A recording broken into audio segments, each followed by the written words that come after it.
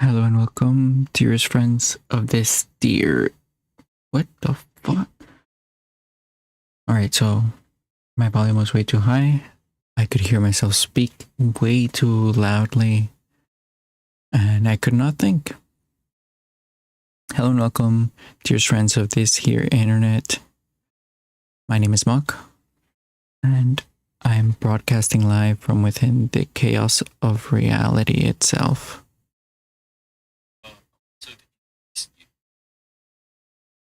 We are right back into streaming again.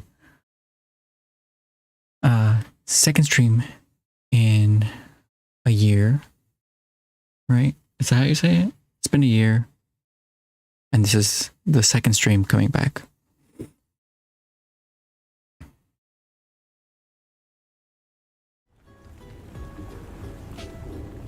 Like usual, I'm going to be practicing my drawing, and I'm going to be reacting to some videos.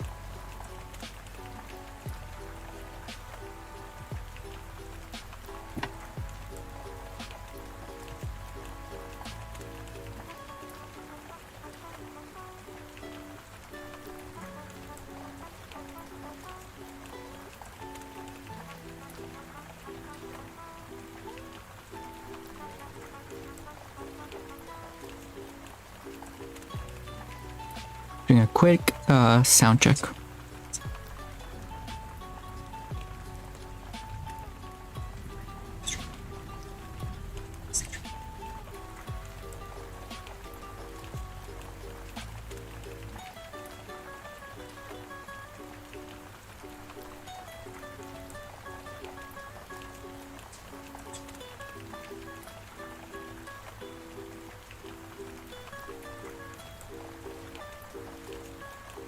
I've still got to figure out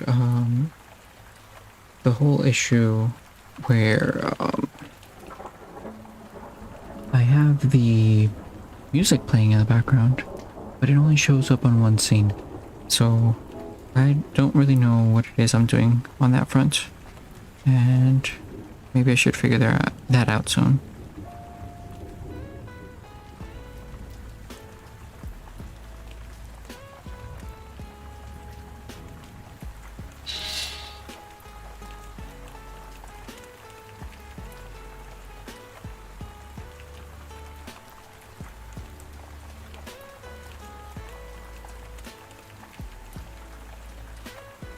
Alright, so today I wanted to watch a video by Liberal Hive Mind, who I watch occasionally. He makes some interesting videos about, well, the Liberal Hive Mind. So, apparently he is talking about the connections and commonalities between some recent shooters that have made headlines in the past year or so.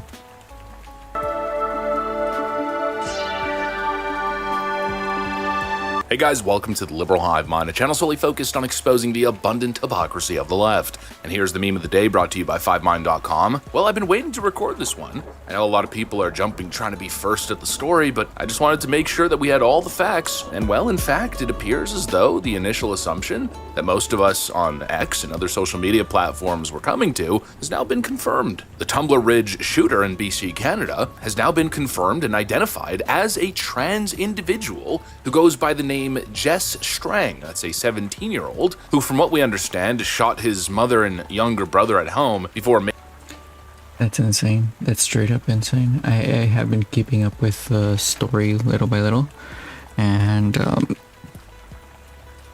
yeah, it's straight up just tragic. It's crazy how I don't understand. The story is well, like I was saying, it was very strange because this individual was heavily medicated on different fronts. Not only with prescription medication prescribed to them by doctors and specialists, but also self-medicated with various illicit substances, and on top of that, their mother allowed them to own a gun, which is pretty crazy. Yeah, I don't know. Making his way to the school where he took many other lives. I believe at this point 8 have been pronounced dead at the school itself, and many are severely injured and battling for their lives. But as the news was dropping, there was all kinds of confusion because the media tried to suppress this by claiming it was a female in a dress. A female mass shooter, which of course we know is exceedingly odd. It's happened even relatively recently at the Christian school shooting. But again, it's exceedingly rare, almost unbelievably rare. But the first clue is that description that the shooter was a female in a dress. When the hell have you ever heard that kind of a description? That was the first clue, but it wasn't necessarily a smoking gun because technically... Yeah, it's crazy how the media will talk about criminals as of late. They give the vaguest of descriptions, and then you just kind of have to guess, and as to who the individual is based on what they won't tell you. A female can be in a dress, but then this came out. A local police official there, possibly the police chief, who claimed that the shooter was a, quote, gun person. That includes the deceased gun person. Okay. And then separately, do you know the gun person's relationship to the... A gun person, you say? Using gender-neutral language, it was obvious what was happening. Some more woke censorship, misrepresenting a trans shooter, or trying to purposely censor that fact to hide the mental health crisis and the radicalization that is fueling these attacks. They just want to remain woke, continue preaching inclusion, but in the process, they ignore how their woke culture is grooming unstable kids into violence. This continued culture of affirming delusions that's leading to total mental instability, rage, and mass shootings. Well, anyways, the truth can only be suppressed for so long, especially now, with X being a true place of free speech and real independent thought and journalism. Thanks to independent reports online, we've pretty much found everything, including most of the social media traces of this individual. And yeah, I'd say it's certainly confirming a trend now, isn't it? It falls right in line with what you'd expect from a lot of these mass shooters these days. Let me show you guys exactly what was found. We got some stuff to get into, so let's roll the tape. All right, folks, so like I said, the shooter has been identified. I don't want to name the person again. First of all, because I don't even think it's the person's real name. If I'm going to report on a case like this, I'd like to stay factual. I'd rather report on the actual legal and biological name of this individual, or what the left refers to as a dead name, and continue to play these stupid games. But anyways, it's now been confirmed that this person is a deeply troubled, gender non-conforming. I never really understood the concept of a dead name. I can understand that you want to change your name and go by something new, but unfortunately, you know, if you don't legally change your name, that is still your name. On YouTube and Reddit have now been identified. We got some findings here, some Reddit threads that confirm that this individual was deeply involved in transgender ideology and culture online. We've got one post here on r/rational psychonauts by JesseBoy347. This was written back in 2023. It says, I went crazy and burnt my house down. My second time trying shrooms, but still have a desire to try alternatives. I'm going to keep this brief. It's 4 o'clock in the morning. Got out of the psych ward a month ago, and now I'm here. I'm not schizophrenic, unlikely to be bipolar, diagnosed with ADHD. Oh no. They were already institutionalized. MDD, ASD, and OCD. I tried shrooms once. It was a small, unmeasured dose, and it was chill. The second time I tried it, I took 3 grams of Blue Meanie, ground up into some peanut butter, and had a complete break from reality and did a lot of irrational things. I felt like I was dreaming. Many consequences ensued. Now thinking about extreme harm reduction measures, considering restraint and low doses of DMT to test the waters and whether I remain safe or not, I feel it is the perfect choice as it doesn't last long. A sitter can for sure watch me if I am unable to escape their sight. Probably won't have the energy to anyways. Then we've got this. Wait. Do they ever talk about their age here? Because a sitter? A sitter? Isn't that usually what people in psychedelic circles do? But I've never heard of teenagers doing? That's insane.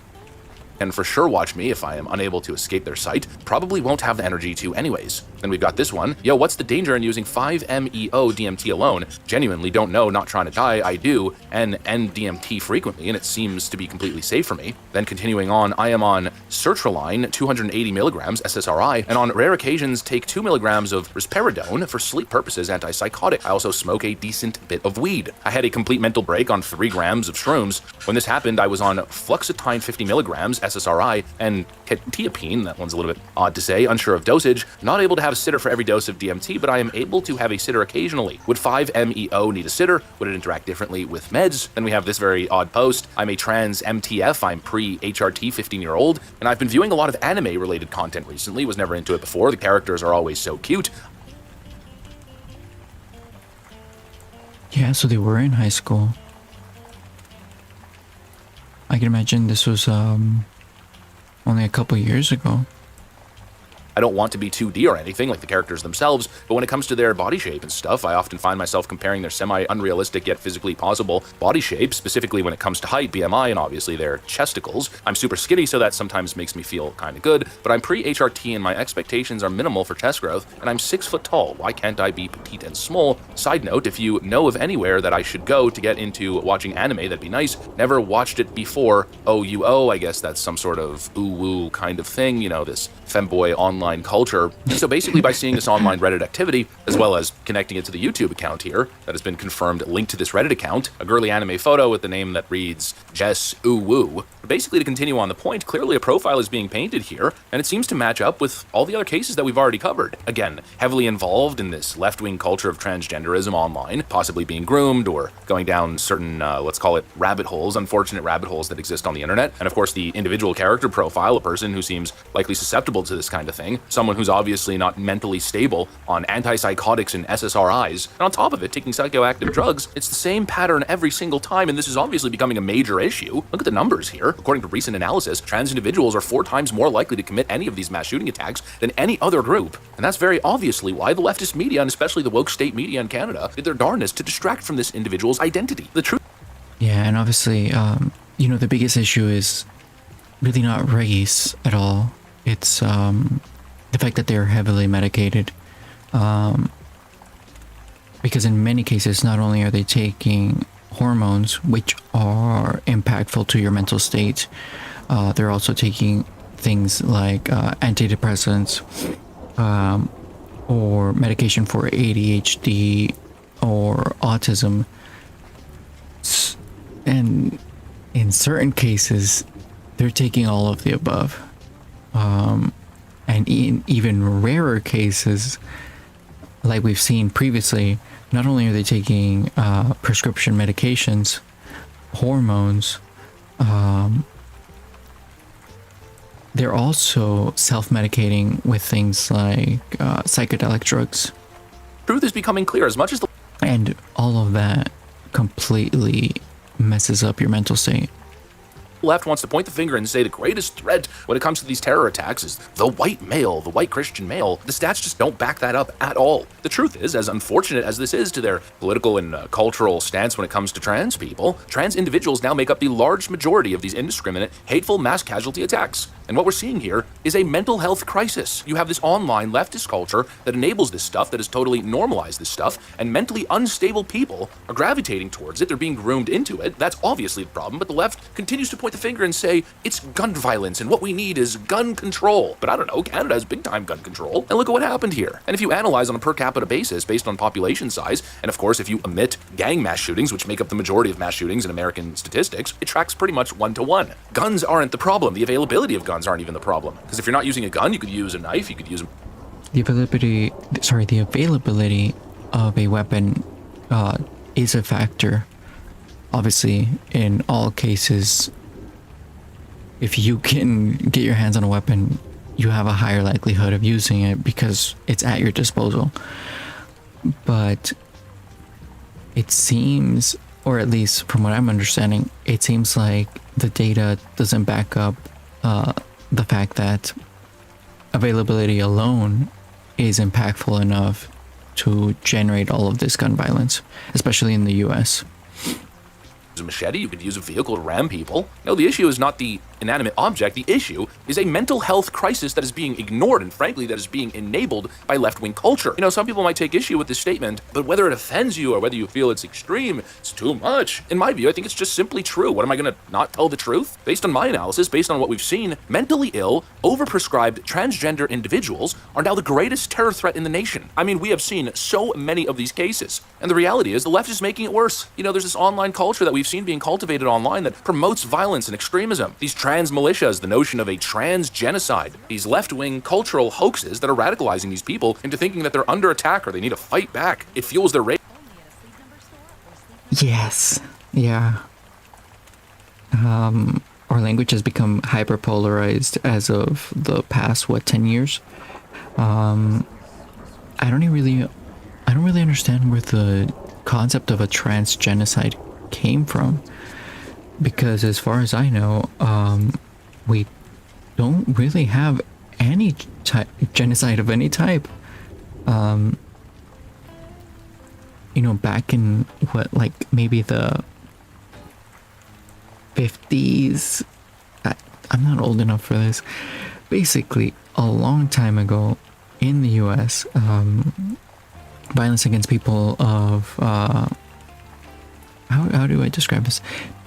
Violence against gay people was very prominent, and it was a very big issue. But we haven't had that issue in a very long time, and certainly not against trans people as of late. And if I remember correctly, the number of trans people who commit suicide versus the number of trans people who are victims of murder aren't quite equivocal. It seems like the rate of suicide is much higher. And for those who are victims of violent crime, for the most part, it doesn't seem to be directly translated to their trans identity. They're more, what would you say?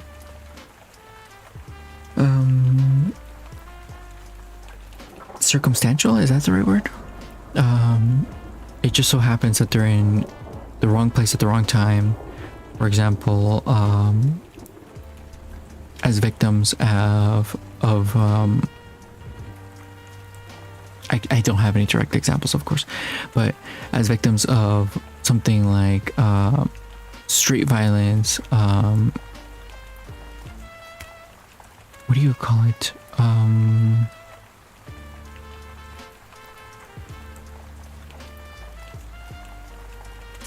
All I can think of is street violence, yeah. Rage, they feel like it justifies their rage. And it's not just the transgender individuals, but also trans adjacent people. In the case of Charlie Kirk's murder, for instance, a furry individual who was dating a trans person who was radicalized to the point where he killed Charlie Kirk. Obviously, left-wing rhetoric is not helping. Honestly, I'd even take it to the next level. The entire left-wing approach to transgenderism and gender is totally backwards, and it's fueling a lot of the chaos that we're seeing. This view that affirming a person's gender delusions is the compassionate approach, and that's what needs to be done. In fact, it needs to be legally mandated. It's based on this false science that suggests that affirming people's gender delusions leads to positive outcomes, but it doesn't. We've seen the studies. It doesn't affect suicidal ideation. And also just think of it from this perspective. If you promote and enable a child to change their gender while in school, especially a person that is unstable and unwell, you're basically further ostracizing them from society. That's going to lead to more feelings of discomfort and not fitting in. We're essentially relegating these people to be exiled humans. Well, that dynamic is obviously leading to this turn to rage and violence. It's a massive problem. We're normalizing this stuff and treating it as if society should completely contort itself and totally enable these mental delusions. It makes absolutely no sense.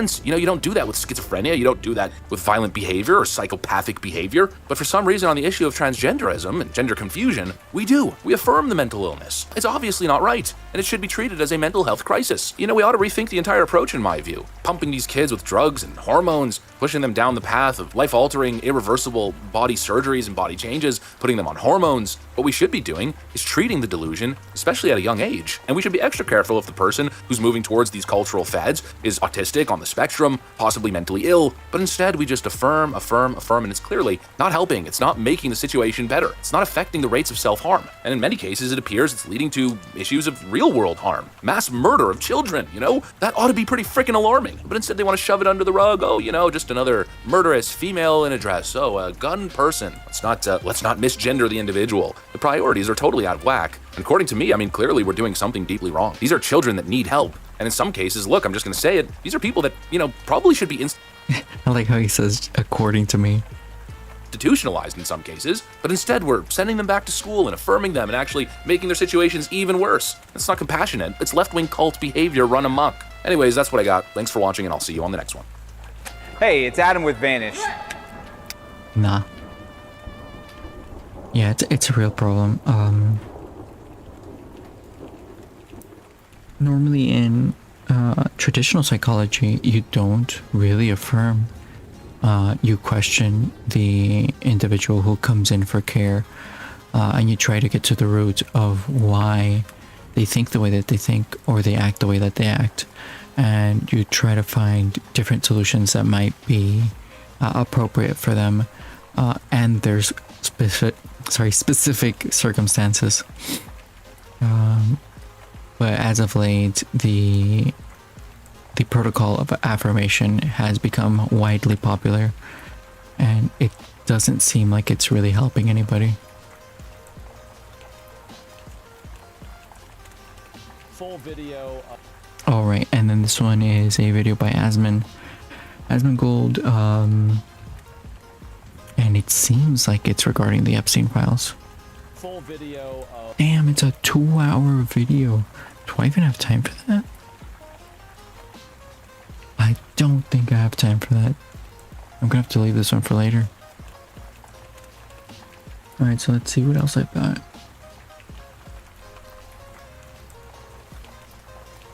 This one seems good.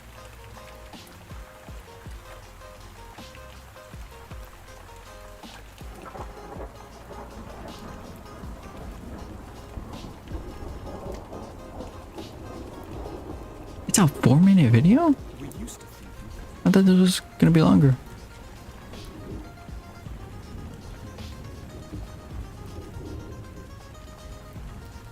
No wonder. I was like, why the hell can I hear anything? The volume was turned all the way down.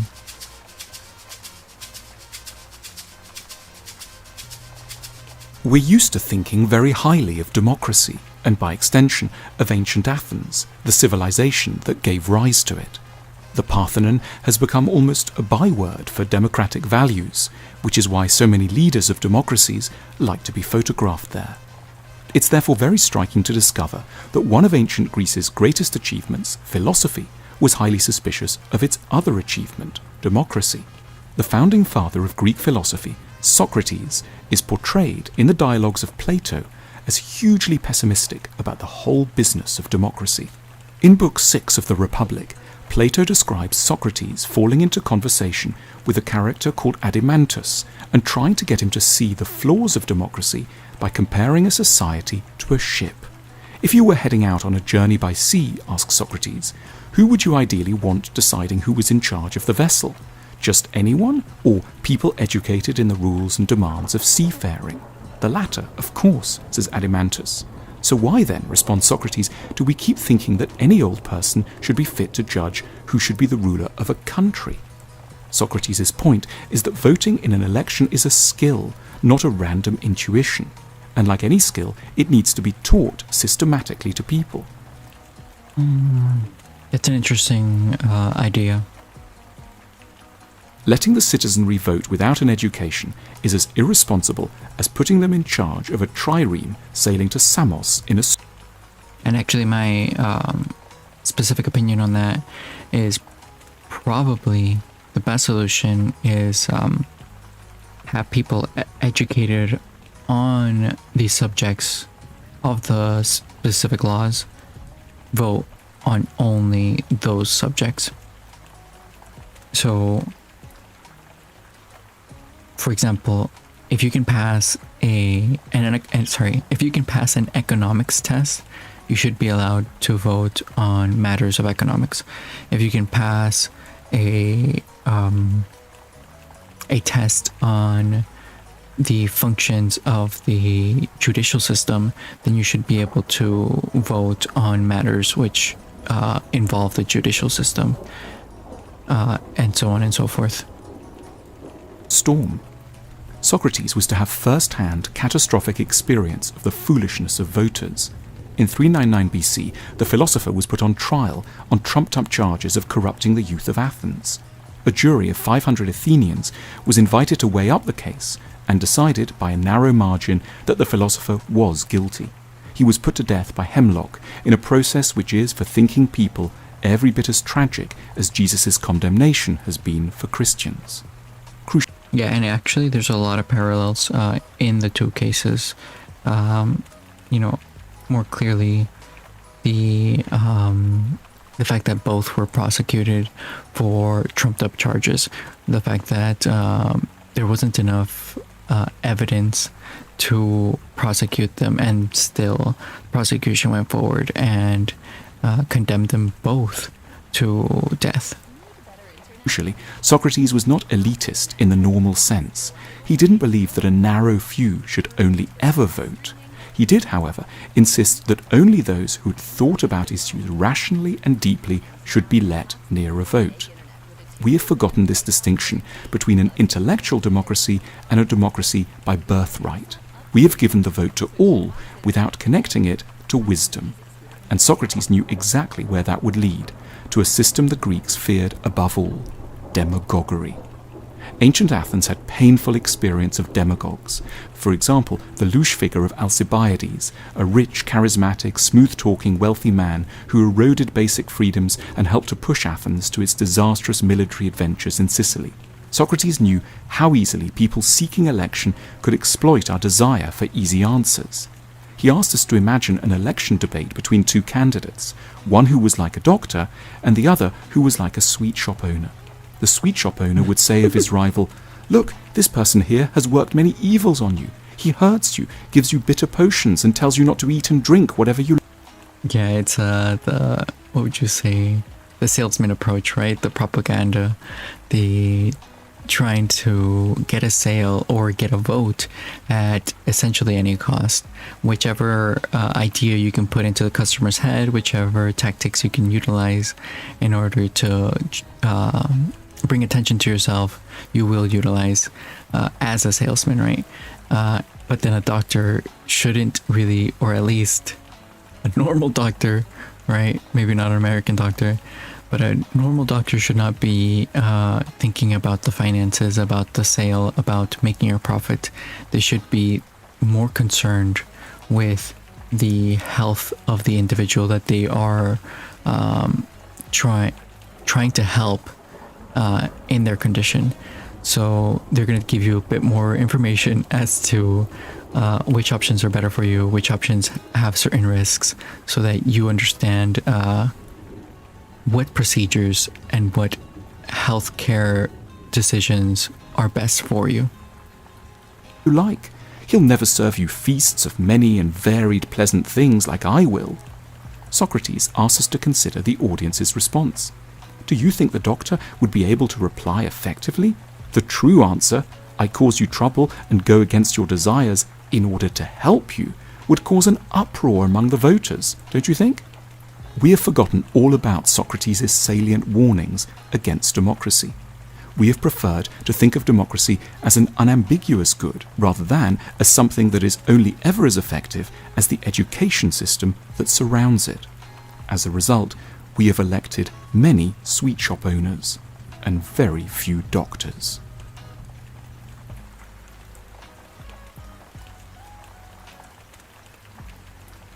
That's it? No wonder it was a 4-minute video. I was expecting a little bit more.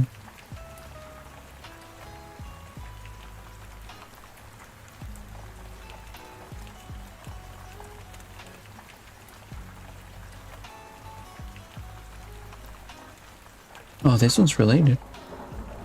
Let's pull this one up. I tried everything. Coffee, Pomodoro, and binaural beats. But nothing stuck.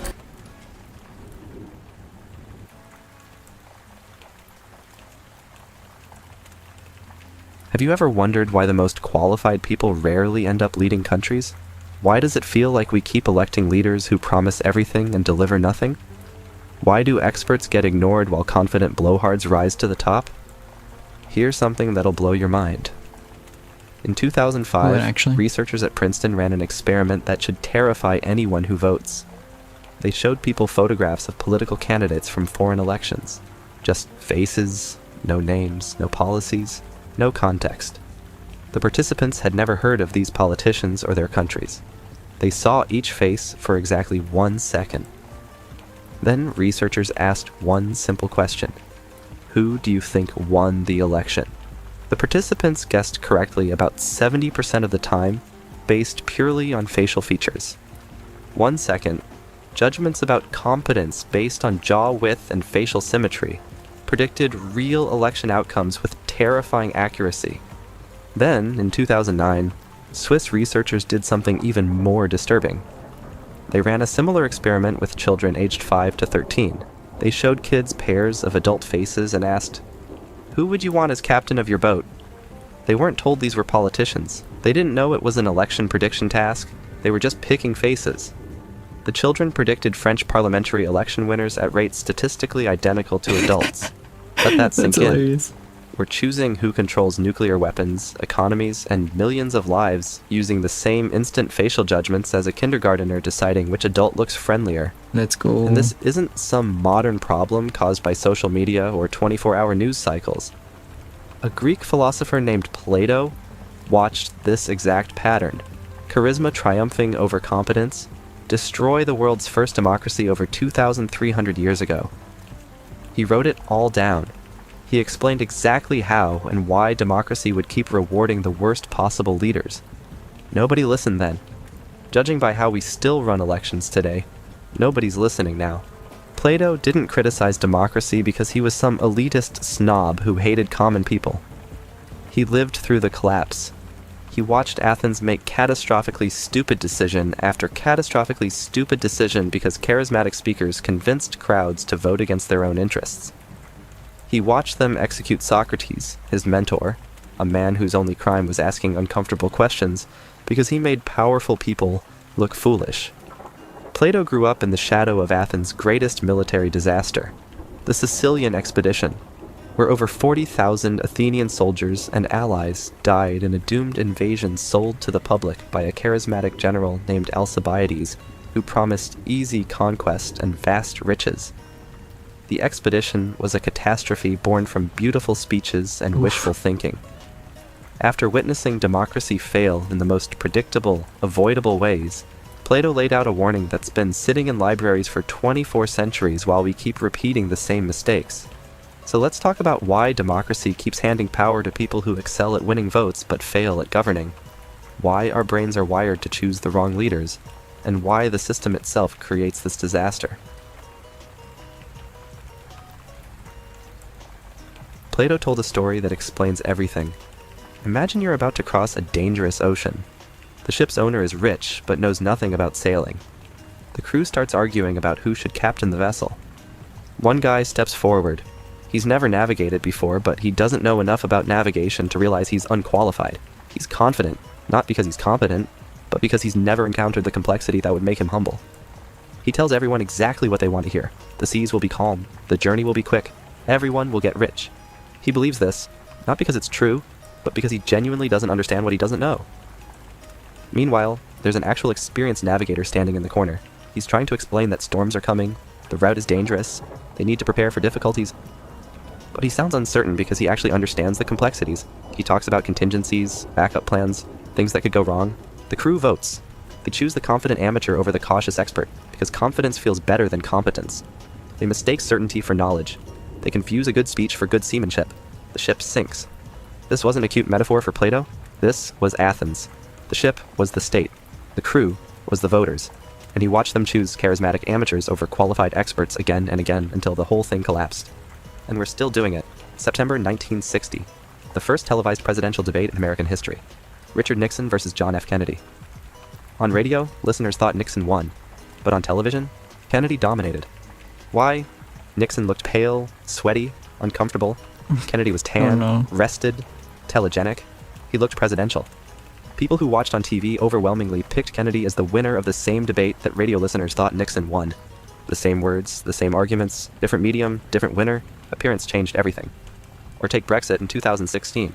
The Leave campaign had 3 words plastered on buses: take back control.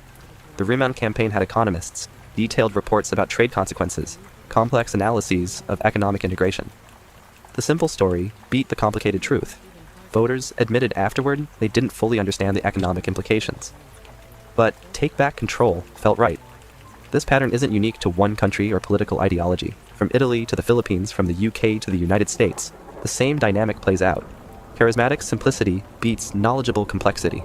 Every single time. Here's the question Plato forces us to confront. Why do we treat leading a nation as the one job that requires 0 qualifications? We demand that doctors study for over a decade before touching a patient. We require pilots to log thousands of hours before flying commercial aircraft. We need licenses to cut hair, drive cars, sell real estate. It's because we need a narrative. We need a leader. We need a spirit to follow. And if you don't have that driving force, that spirit, that narrative, if you don't get everyone on board, then you can't be a leader. So unfortunately, it does take charisma to become a leader. But running a country and making decisions that affect millions of lives? Just be popular enough to win a vote. No experience required, no competency test, no demonstration of actual knowledge. Plato had a name for the people who thrive in democratic systems: sophists. These were masters of persuasion who cared more about winning arguments than finding truth. They could argue any side of any position with equal conviction as long as it got them power, money, or influence. Now here's what made them dangerous. They weren't... So what, lawyers? They can just roll with whatever. Stupid people. Many were intellectually capable, even brilliant in certain areas. But when it came to governance, understanding economics, ethics, justice, the long-term consequences of policy, they were operating completely outside their expertise. Yet their skill at rhetoric made them appear qualified. They knew how to sound wise without being wise. They knew how to project authority without possessing knowledge. To Plato, this was the most dangerous combination. Intelligence without wisdom, confidence without competence, persuasive skill without genuine expertise. These people didn't know what they didn't know. They'd mastered the appearance of knowledge without acquiring actual understanding. They could convince crowds they understood economics without understanding economics. They could project expertise in governance while being catastrophically ignorant of how states actually function. Think about what this means for democracy. The system doesn't select for people who understand governance, it selects for people who can win popularity contests. And winning a popularity contest requires a completely different skill set than running a country. What skills does a democratic election reward? Public speaking, charisma, the ability to simplify complex issues into memorable slogans, looking good on camera, projecting confidence, making people feel good. These are legitimate skills, just not the ones you need to govern effectively. The skills needed for governing: understanding economic systems, navigating complex foreign policy, managing massive bureaucracies, making difficult trade-offs between competing values, acknowledging uncertainty, accepting that some problems have no good solutions, only less bad ones. Say any of that in a campaign and you lose to someone promising simple fixes. So democracy creates a systematic mismatch. It elevates people who are brilliant at campaigning and often incompetent at governing. Not because they're generally stupid, but because they've spent their lives developing the wrong expertise.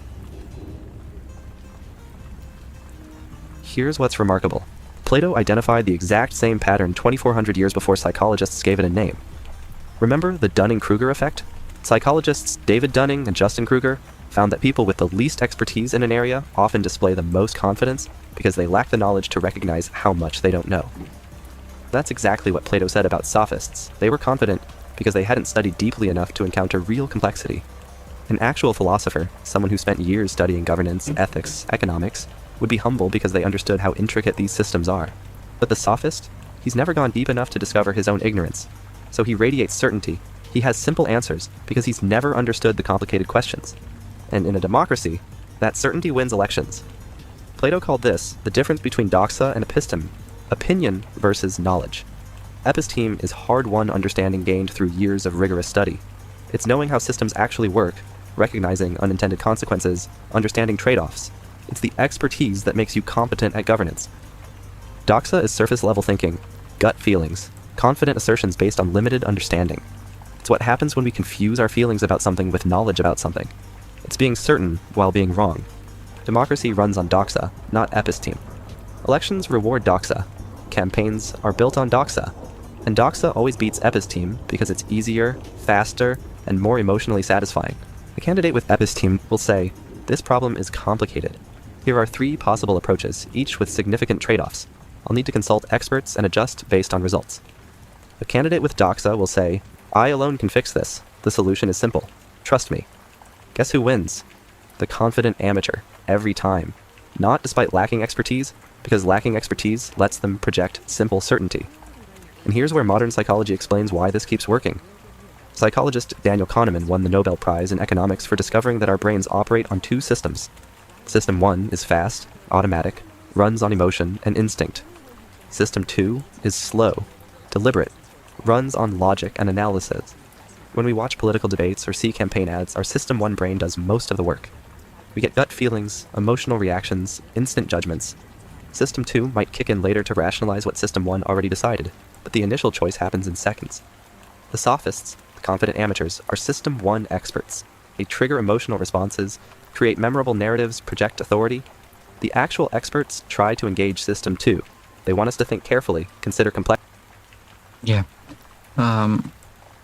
Normally you make up your mind before you understand why you've even made up your mind. And then later on you go back and you make up reasons for why you've made up your mind. So for example, if someone asks you, why do you stand like that? You don't actually know why you're standing that way. But it seems absolutely normal and natural to you. So then, when you're asked to justify your action, you're not going to immediately tell them, "Oh, I've had this many years of experience. I've tried these different methods, and this is the conclusion of all of my different decisions and thoughts." Instead, you're just going to retroactively go back, look at the different details that are immediately accessible to you, and then just make something up. Complexity. Acknowledge uncertainty. But System 2 is slow, requires effort, and our brains evolved to be energy efficient. Here's another trap: availability bias. Our brains judge the importance of issues based on how easily we can remember examples. 3 news stories about crime make us think crime is our biggest problem, even if crime rates are at historic lows. Sophists exploit this relentlessly. They dominate our attention with specific problems, make those problems feel enormous, then promise simple solutions. Our brains also prefer coherence over accuracy. We favor explanations that sound good and fit together nicely over explanations that are messy but true. A sophist who spins a simple, emotionally satisfying story beats an expert who explains complex causes, every time. This is why scapegoating works. Real solutions are usually messy, full of contradictions and uncomfortable trade-offs. But simple villains and simple heroes, that's what our emotional brain craves. Studies analyzing US presidential elections from 1789 to 2008 found that the taller candidate won 58% of the time. When the height difference exceeded 3 inches, the win rate jumped to 67%. Research shows that candidates with deeper voices are rated as stronger leaders. Attractive candidates regularly outperform equally qualified opponents. We're choosing who controls nuclear weapons based partly on jawline, height, and voice pitch. The system is designed to make expertise irrelevant and appearance decisive. Here's the darkest part of Plato's warning. Democracy doesn't just reward the wrong people, it eventually destroys itself because of them. In the Republic, Plato described democracy not as the endpoint of political evolution, but as an unstable stage that collapses under its own contradictions. The pattern: democracy's freedom becomes chaos. Sophists compete by making bigger promises and simpler solutions. Chaos becomes unbearable. People become desperate for order. A strong man emerges, the ultimate sophist, promising to fix everything. The exhausted population willingly hands over power. Democracy dies with applause. Let's look at Rome. By the 1st century BCE, the Roman Republic was collapsing. Political gridlock, violent factionalism, economic inequality spiraling out of control. The Senate couldn't agree on anything. Nothing worked. The people were desperate. Enter Julius Caesar, charismatic general, brilliant military commander, champion of the people against the corrupt Senate elite. Was he stupid? Absolutely not. Was he qualified to govern? In military matters, yes. In understanding Republican institutions, economics, long-term political stability, He had no expertise, and more dangerously, he didn't think he needed it. He had confidence and popular support. That was enough. He crossed the Rubicon with his army, an act of treason, and the people cheered. The Senate assassinated him to save the Republic. The people rioted. They didn't want the Republic back. They wanted Caesar. His adopted son Augustus learned the lesson. Keep the appearance of Republican institutions while holding all real power. The Senate still met. Elections still happened. Augustus controlled everything, and the Roman people accepted it gratefully because after decades of chaos, at least there was order. The Republic died not with rebellion, but with applause. This pattern has repeated in dozens of countries where exhausted populations traded freedom for the promise of stability. Always with popular support. Always because the system had elevated so many confident amateurs that people couldn't tell the difference between demagoguery and leadership anymore. Why does this keep happening? Because at every stage, democracy's selection process filters for exactly the wrong qualities. Who decides to run for office? Often people who crave power and attention. Who succeeds? Those willing to say whatever it takes to win. Who makes it to the top? And that's actually why in the US we don't have a straightforward democracy. It isn't just the vote of the people that rules. We actually have a representative government where we elect our leaders, and then those leaders take the necessary decisions in order to create enough positive change for everybody. People who've mastered persuasion without developing governance expertise. The actual experts can't compete. They won't promise what they can't deliver. They won't pretend to have simple answers. They won't exploit people's fears, so they lose. And the confident amateurs win, until those amateurs destroy the very system that elevated them. Whoa. What's that? I just built a budgeting app in Base 44. Guys, Nina just built an app. Impossible. No. So what was Plato's answer? Stop letting people choose who don't understand governance. His ideal system, Philosopher Kings, sounds elitist because it is. He wanted leaders who'd spent decades studying philosophy, ethics, mathematics, governance. People who understood the difference between knowledge and opinion. People who loved wisdom more than power. And, critically, selected through rigorous testing and education, not popular vote. Before you dismiss this as undemocratic elitism, understand his logic. It's not that most people are stupid, it's that most of us are understandably ignorant about the specifics of governance. And why wouldn't we be? We're busy with our actual jobs and lives. We don't have time to become experts in economics, foreign policy, constitutional law. But democracy asks us to make incredibly complex decisions anyway. It's like asking someone who's never studied medicine to perform surgery. We're not incapable. We're just being asked to do something we're not trained for. And when a system asks people to make decisions without giving them the expertise needed, bad outcomes follow. Plato's solution: let people who've dedicated their lives to understanding governance do the governing. Don't put it to a popular vote among people who haven't studied it. Is that elitist? Yes. Is it also logical? Uncomfortably so. We don't let random people perform surgery just because they have opinions about medicine. Why do we let people choose leaders just because they have opinions about politics? Winston Churchill said, "Democracy is the worst form of government except for all those other forms that have been tried." Yeah. He's probably right. Every alternative, monarchy, oligarchy, dictatorship, has produced worse outcomes.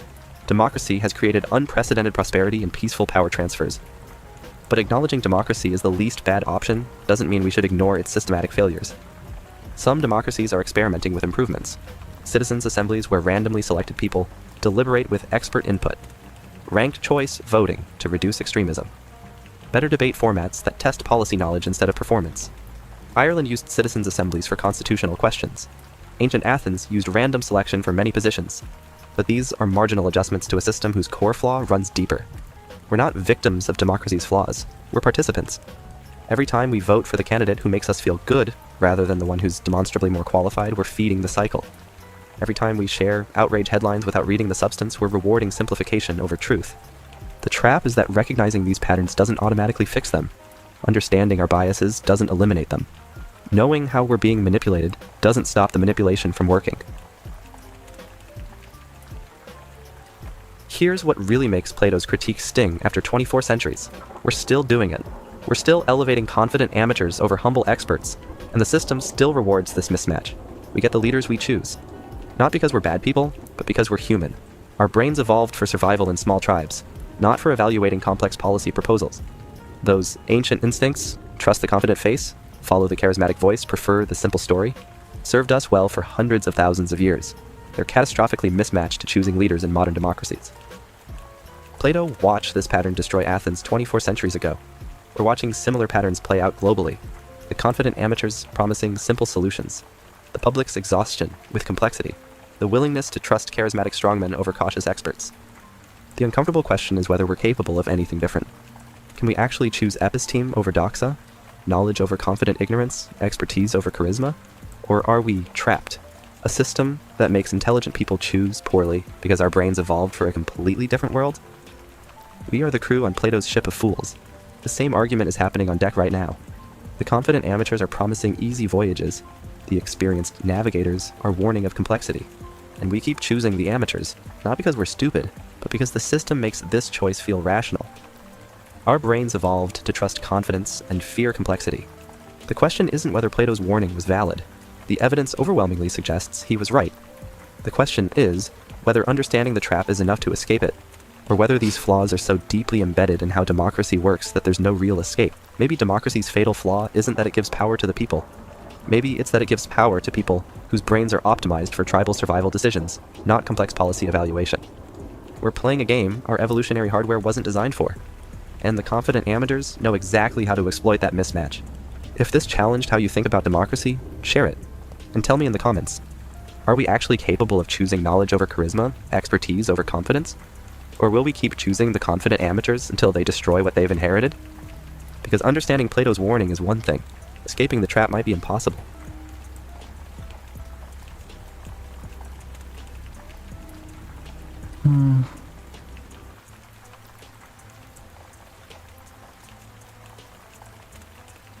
I don't have an answer. I don't know. I don't really know what the solution is. I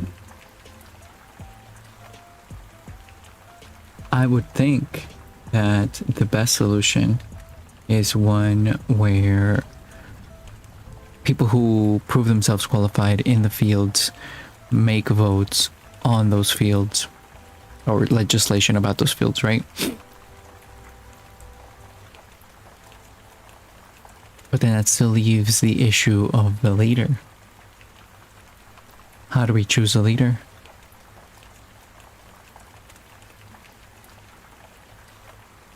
And I think inevitably you do need a salesman. You do need a front man, somebody who is well spoken, who has all of the optics necessary in order to rally the masses. And I do think that needs to be left up to the public.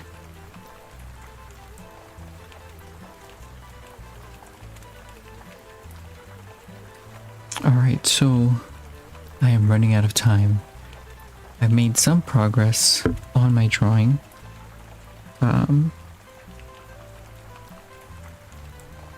But I've still got a long ways to go. Every time that I convert my art into digital, I don't know what it is, it just makes things longer.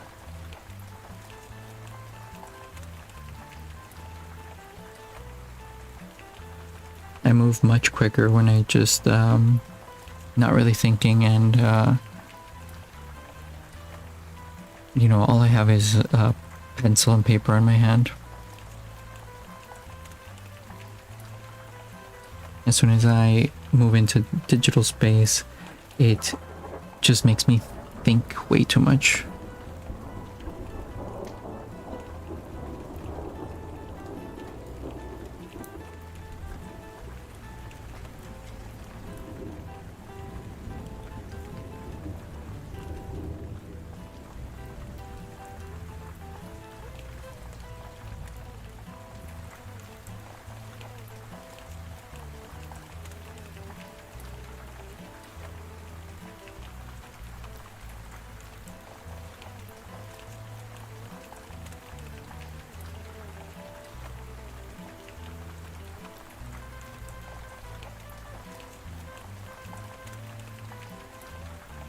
One thing I'm not understanding about fresco is what the hell is this?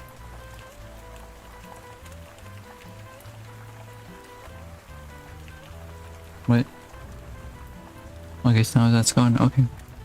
Sure.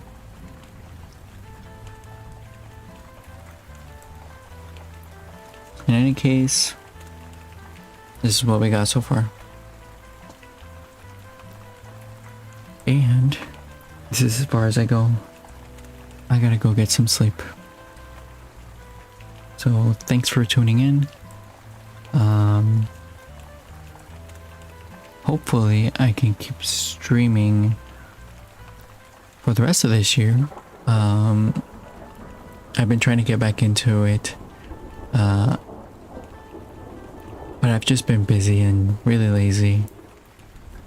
And now I'm really trying to keep this streak going. It's not much of a streak since it's only 2 streams, but I'll keep trying. Again, thanks for tuning in. My name's Mark, and I'll see you next time.